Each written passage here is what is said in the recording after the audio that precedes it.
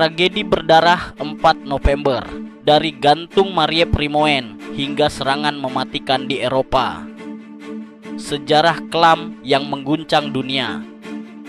Berikut beberapa kejadian atau peristiwa tragis yang terjadi pada tanggal 4 November di zaman kolonial Belanda dan belahan dunia lain. Di masa kolonial Belanda di Batavia, sekarang Jakarta, terdapat tragedi eksekusi gantung terhadap 2 orang bernama Mariep dan Rimoen pada tahun 1893 atas tuduhan perampokan. Peristiwa ini menimbulkan kehebohan dan menjadi simbol ketidakadilan hukum pada masa itu.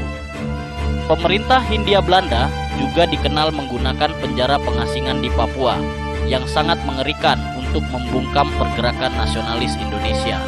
Meskipun bukan tepat 4 November, ini terkait dengan kekerasan dan penindasan masa kolonial. Pembantaian Rawagede pada masa agresi militer Belanda tahun 1947,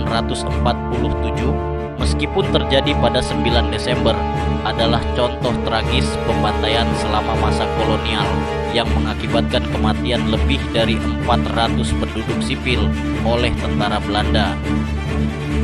Ini menjadi bagian sejarah kelam penjajahan Belanda di Indonesia.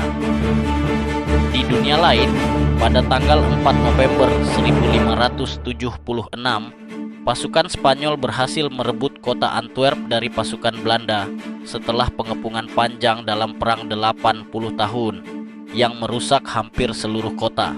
Peristiwa ini termasuk pertempuran tragis dan destruktif di Eropa pada masa itu.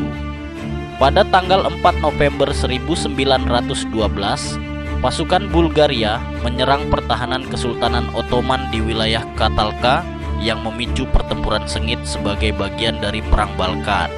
Ini adalah kejadian tragis militer di dunia lain yang bersejarah.